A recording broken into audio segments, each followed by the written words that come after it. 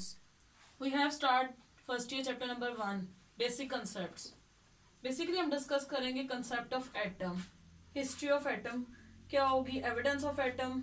अब evidence of atom में तीन चीजें हैं जिसके थ्रू हम लोगों ने एटम्स के साइज के बारे में डिस्कस करेंगे. लाइट माइक्रोस्कोप के थ्रू, इलेक्ट्रॉन माइक्रोस्कोप और एक्सरेज. अब सबसे पहली बात, एटम क्या चीज है. एटम एक बहुत ज्यादा छोटा पार्टिकल है. अब इसके बारे में पहला कंसेप्ट जो दिया था, this is the Greek philosopher Democritus. अब उसका कंसेप्ट था all matter is composed of indivisible particle, कि वो पार्टिकल जो बहुत ज्यादा स्मॉल हो, जो नजर ना आ सके, डिवाइड ना हो सके. अब ये वर्ड जो है एटम, ये निकला था ऑटोमस से. ऑटोमस मींस इनडिविजिबल पार्टिकल. लेकिन हम लोग बात करते हैं यहाँ पे एटम की, जो वर्ड हम लोग बेसिकली केमिस्ट्री में यूज करते हैं, and this is an English word atom.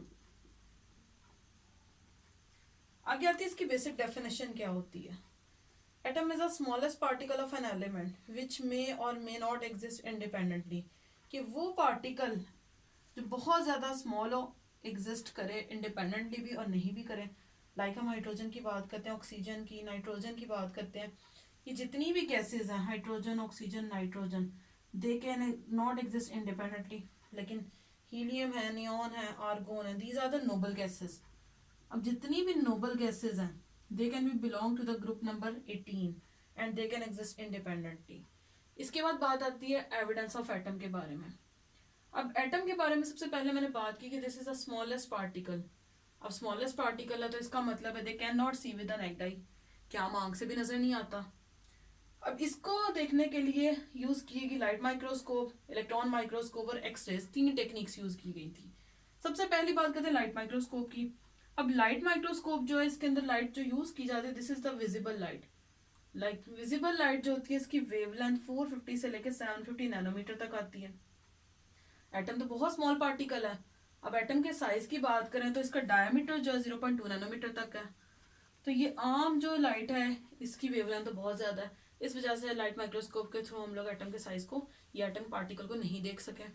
इसके बाद बात आती है इलेक्ट्रॉन माइक्रोस्कोप की. अब इलेक्ट्रॉन माइक्रोस्कोप के अंदर यूज की जाती है सिंपल इलेक्ट्रॉन बीम. अब बात यहाँ पे आती है कि जो इलेक्ट्रॉन बीम की वेवलेंथ है, this is approximately equal to the size of an atom, कि एटम के जो वेवलेंथ है उसके इक्विवेलेंट थी.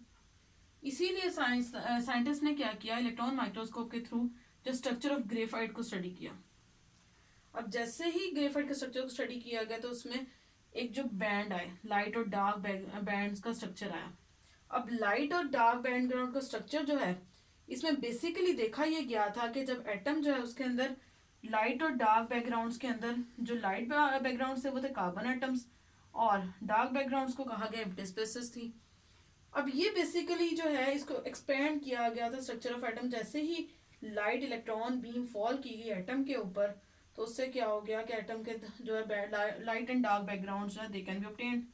और इसको बेसिकली एक्सपैंड किया था इलेक्ट्रॉन बीम को एटम के ऊपर 15 बिलियन टाइम्स. और बेसिकली ये एटम के डार्क और लाइट बैकग्राउंड्स कैसे हुए, दिस इज द एक्साइटेशन और डी एक्साइटेशन. एक्साइटेशन क्या होती है, डी एक्साइटेशन क्या होती है. एक्साइटेशन हम बेसिकली बोलते हैं किसी भी एटम जो है, जब भी कोई एटम एब्जॉर्ब करता है रेडिएशंस को, तो उसके नतीजे में हमारे पास जो इमेज आता है, सिंपली हम कहते हैं लाइट बैकग्राउंड्स आते हैं. और डी एक्साइटेशन होती है जब एटम जो है वो एनर्जी को एमिट करता है, not absorb. Then excitation, de excitation होती है, और डी एक्साइटेशन की वजह से हमें डार्क बैकग्राउंड्स मिलते हैं. इसके बाद बात आती है एक्सरे एनालिसिस की. एक्सरे एनालिसिस के थ्रू जो है वो साइज ऑफ एन एटम को देखा गया. अब साइज ऑफ एटम को ऐसे हम देख नहीं सकते, इस वजह से सबसे पहले हम क्या करते हैं, किसी भी ऑब्जेक्ट का साइज देखने के लिए उसका डायमीटर देखते हैं. अब एटम का जो एक्सरे एनालिसिस है, उसका डायमीटर जो ऑब्टेन था, दिस इज 2 × 10⁻10 मीटर्स या 0.2 नैनोमीटर. सिंपली हम देखेंगे 0.2 नैनोमीटर कैसे होता है. नैनोमीटर होता है 1 नैनोमीटर जो है, this is equivalent to 10⁻9 metres के. इसी के अकॉर्डिंग अगर मल्टीप्लाई करें इसको 2 × 10⁻−10 को मल्टीप्लाई करें 10⁻9 के साथ, तो बेसिकली हमारे पास आता है 0.2 नैनोमीटर्स. उसके बाद मैसेज ऑफ एटम्स को देखा गया, स्मॉल पार्टिकल है, तो मैसेज ऑब्टेन किए 10⁻⁻25 से लेके 10⁻⁻27 kg.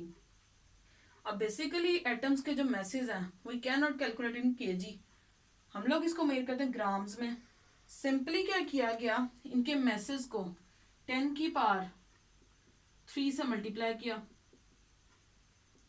इसी तरह 10⁻⁻27 केजी को मल्टीप्लाई किया 10⁻³ ग्राम्स में चेंज करने के लिए, तो we can obtain a value in grams 10⁻22 to 10⁻25 grams. अब एटम जो है उसको ग्राम में मेजर करने के लिए, इस कंफ्यूजन को दूर करने के लिए हम एटम्स को जो है मेजर करते हैं एटॉमिक मास यूनिट के अंदर, और 1 एटॉमिक मास यूनिट जो है वो इक्विवेलेंट होता है 10⁻27 केजी या 10⁻24 ग्राम्स के।